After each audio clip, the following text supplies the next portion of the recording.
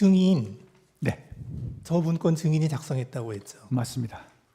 거기 사망을 보면, 네. 사망이 아니라 제일 아래쪽을 보면 국가 비상 입법기구 관련 예산을 편성할 것이라는 내용이 있습니다. 네.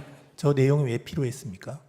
예, 요것은 아까 잠깐 제가 언급을 하긴 했는데 요걸 작성하기 전에 대통령께서 평소에 하신 말씀이 떠올랐습니다. 그게 뭐냐면 다시 한번 말씀드리면 정부 여당에서 민생 관련한 입법 법안 그리고 경제 살리기 관련 법안 이런 것들을 비롯해 가지고 한 100여 건이 거대 야당에 막혀 가지고 이게 정지가 돼 있는 상태다.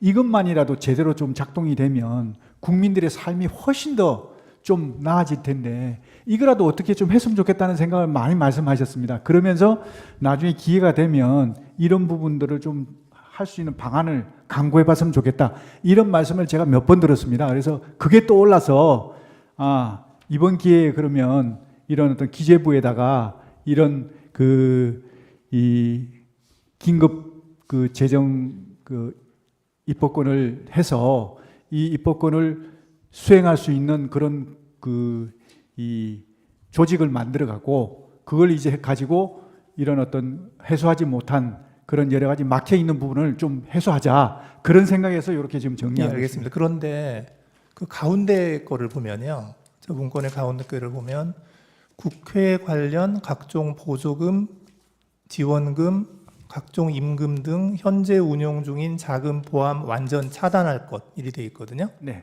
그런데 지금 증인이 말씀하시는 그런 입법을 하려면 결국 국회가 해야 되는데 입법은 국회가 하는 거니까 그런데 가운데 거는 왜 쓰셨어요?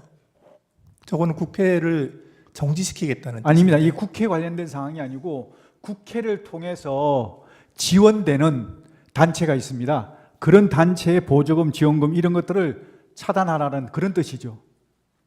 예. 네.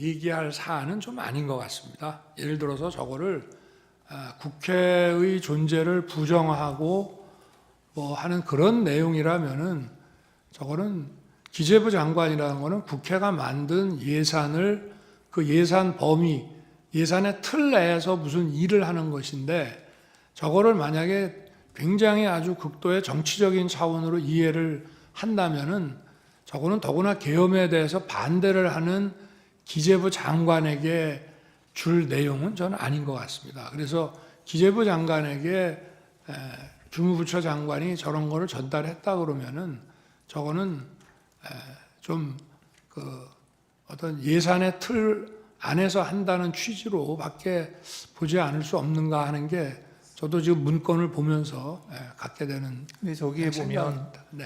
임금이라고 되어 있어서 네. 월급 주지 말라는 그 뜻인데. 임금은 아까 전에 잠깐 말씀드렸는데 임금비 이런 개념이 아니고 임금 중에 사실은 이게 불법 임금들이 많다고 얘기를 들었습니다. 그러니까 인원들을 뻥튀기 한다든지 또 없는 인원을 이렇게 해서 한다든지 이런 부정적으로 나가는 임금 이런 어떤 것들을 색출해서 차단해야 되겠다 이런 개념이었습니다. 이게 결국은 저런 거 아니겠습니까? 저 잠깐. 네네. 네, 잠깐만요. 혹시 갑제 2호층 포고령 가지고 계신 분 있으면 좀 보여주시죠.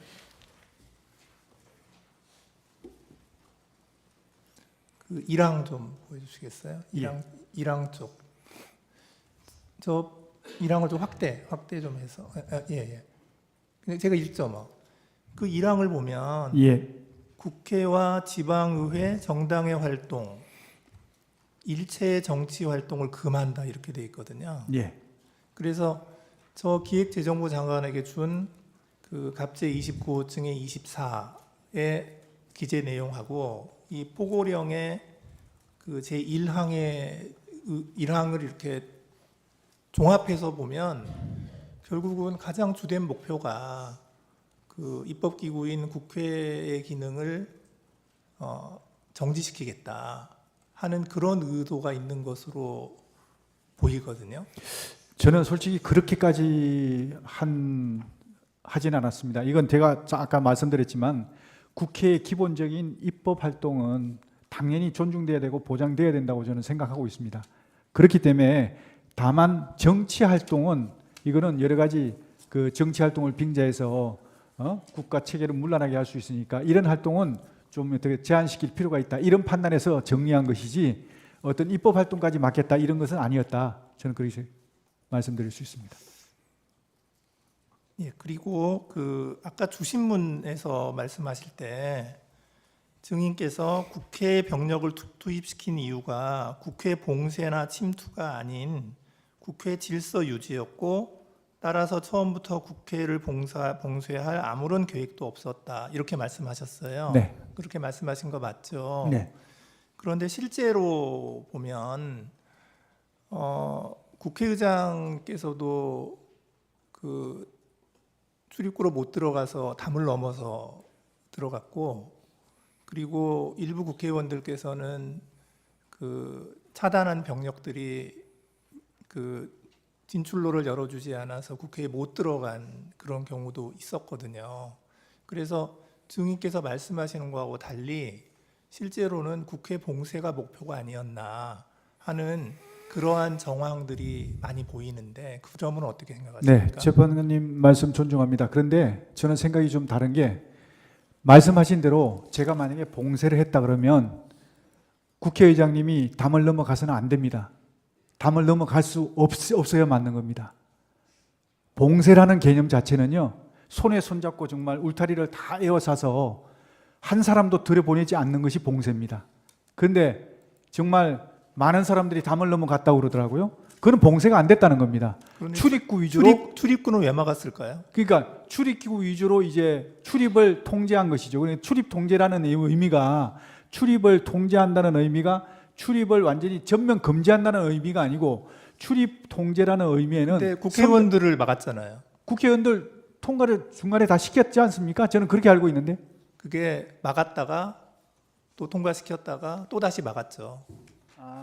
그건 제가 잘 모르겠는데 저는 이제 거기서 통과를 시킨 걸로 좀 알고 있었거든요. 예, 알겠습니다. 선별적으로. 예, 이상입니다.